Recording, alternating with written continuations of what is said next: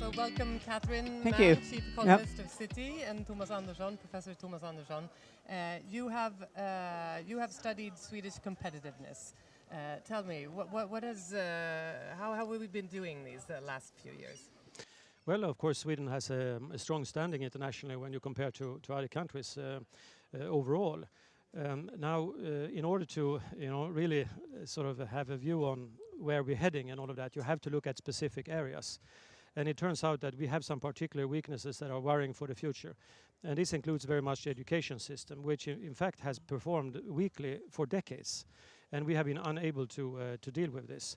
We also have major challenges in the way that, for instance, our taxes impact on the incentives to invest and incentives to work, flexibility in labor markets, and competence issues. This means also we are weak in attracting competency from abroad. We have a lot of immigrants now in Sweden, coming from all kinds of different parts of the world, which have very different skill profiles than we used to. And we're not good at evaluating and integrating these immigrants.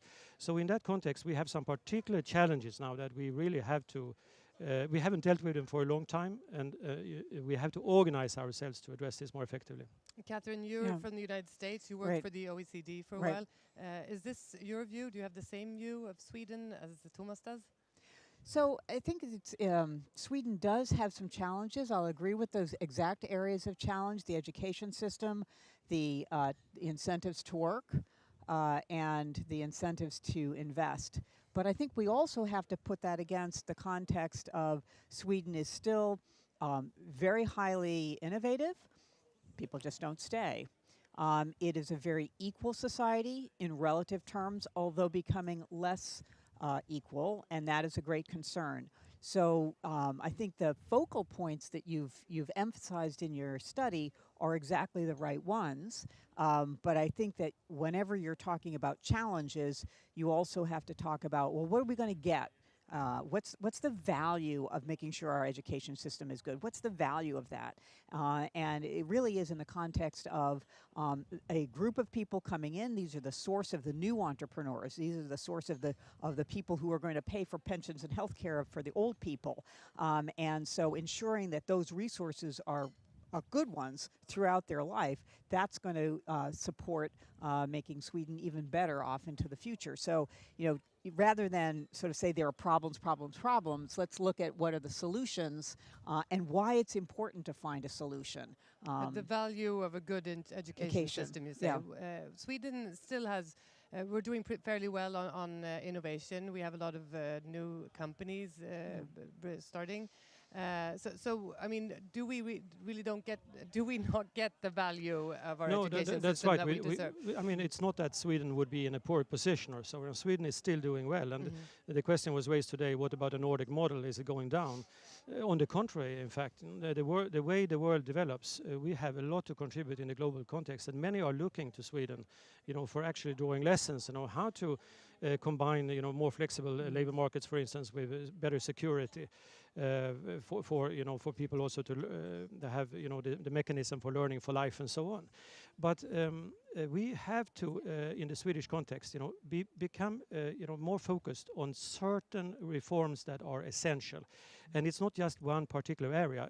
Of course, you're right that what is to be done about it, but we need to link better, the efforts on the education system, on reforming the taxes, raising the return to education, for instance, and the operation of the labor market, so that we allow for greater openness to new kinds of skills, and for children from early on and through life to develop particular combinations of skills that maybe nobody else has. That requires also reforms to the university system, education system.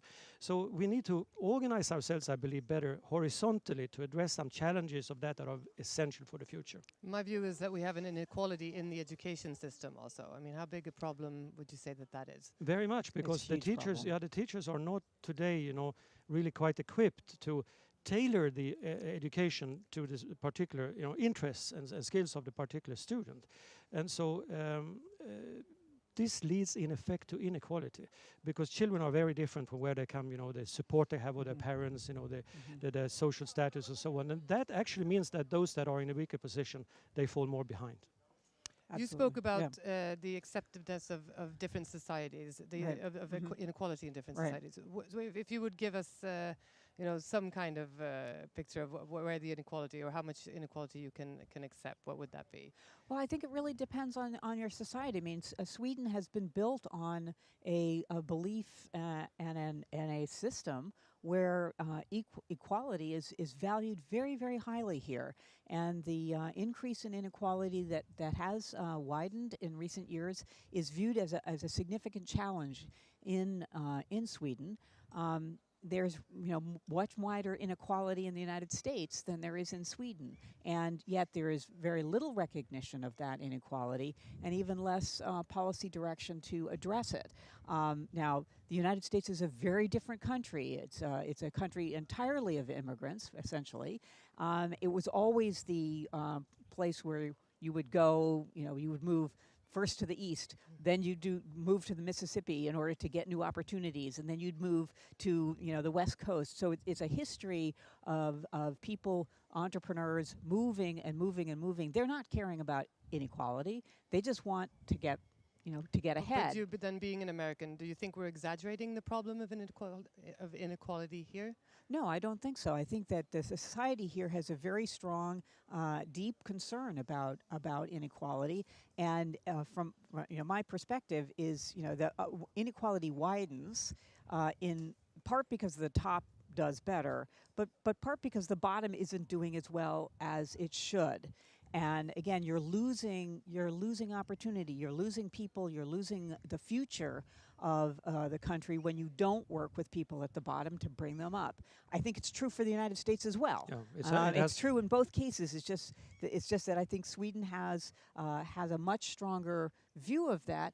And the other difference, of course, is Sweden spends a lot of money on fiscal transfers in order to rectify some of the differences in market wages. That's an expensive proposition. The United States doesn't care so much, and so it doesn't do so much.